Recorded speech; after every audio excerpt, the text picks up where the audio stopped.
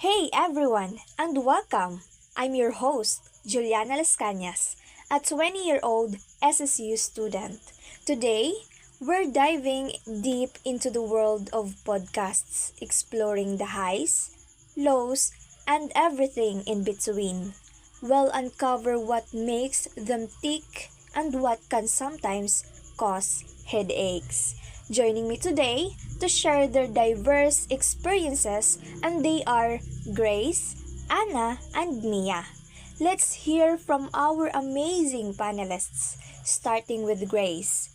Grace, please tell us a little more about your podcasting background.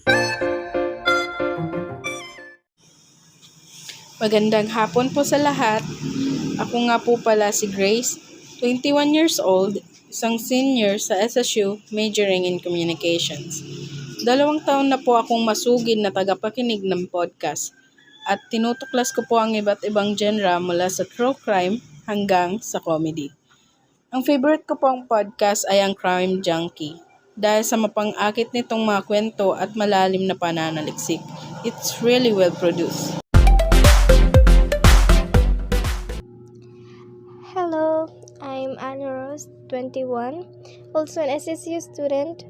I listen to podcasts daily, focusing on educational content in history and current events.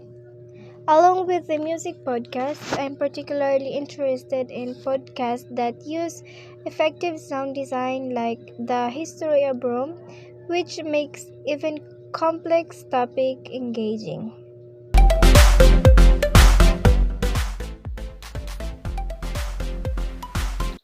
Hi, and I'm Mia, 20 years old and an SSU student. Podcasts have become a huge part of my life. I love discovering new shows and sharing my favorites with friends. And I'm especially drawn to podcasts with a strong narrative structure, like The Daily, which presents complex news stories in a clear and concise way. So, let's start with the positive aspects. What's so awesome about podcasts?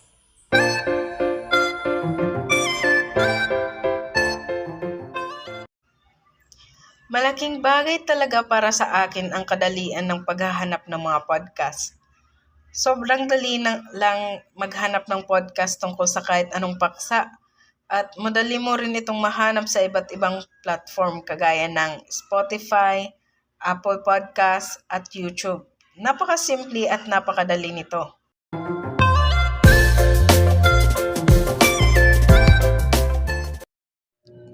I appreciate the depth of information you can find. Many podcasts features experts and in-depth discussions on various subjects, offering a level of detail often missing in shorter media formats. I've learned so much from podcasts that I would never have found in any other places.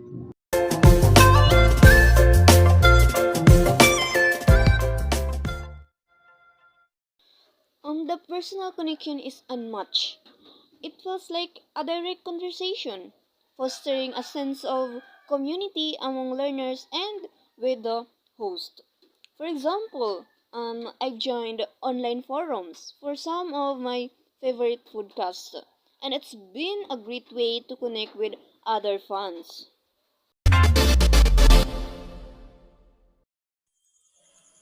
You mentioned ease of starting. What specific resources or tools have you found particularly helpful for new podcasters?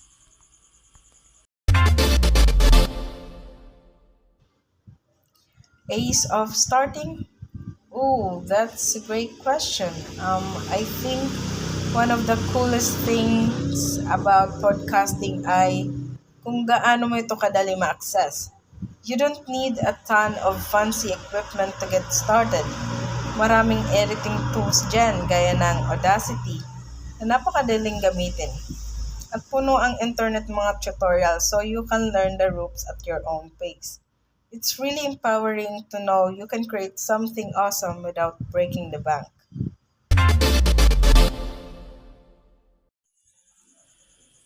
You mentioned global reach.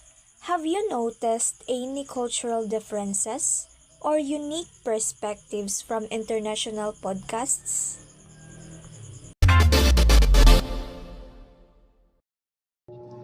Yes, definitely. Listening to podcasts from other countries gives you a complete different perspective on current events and cultural norms. It's really fascinating.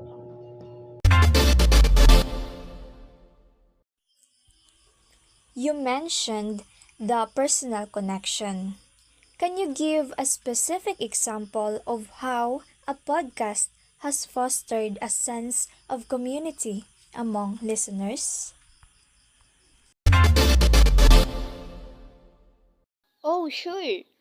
Many podcasts have dedicated social media groups where listeners can discuss episodes and connect with each other. It's a great way to build a community around a shared interest.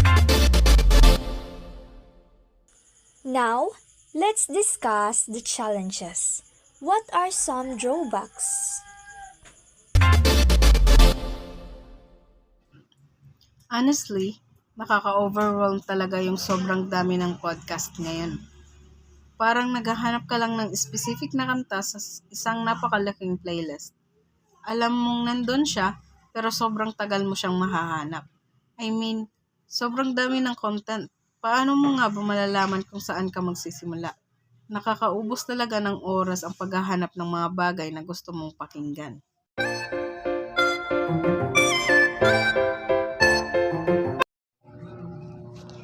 From a creator standpoint, marketing is a significant hurdle. Getting your podcast discovered and building a loyal audience requires a considerable efforts and often financial investment in advertising. And also maintaining consistency is a major challenge. Producing regular, high quality episodes demands significant time and dedication. It's not a casual endeavor. It requires a lot of planning and organization.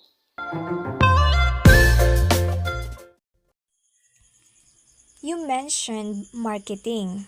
What are some cost effective marketing strategies you've seen work well?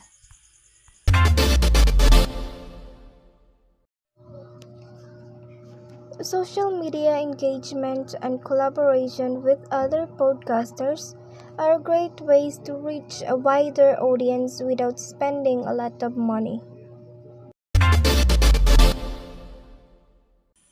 What are your thoughts? Share your podcast experiences, both good and bad, in the comments below. We'd love to hear your recommendations for podcasts that are must listens. Before we go, let's each give one final thought on the future of podcasting. Grace, what's your prediction? I think we'll see more interactive podcasts, maybe even ones that incorporated AI or virtual reality elements. I think we'll see more specialized podcasts catering to very niche interests. This trend will be towards more focused content. For me, I think podcasts will continue to grow in popularity, but the key to success will be high quality production and engaging in storytelling. That's a great point, Mia. Thank you again to our panelists and to our listeners. Until next time, thanks for listening and a big thank you to our panelists for their insightful contributions. I'm your host, Juliana Las Cañas, signing out.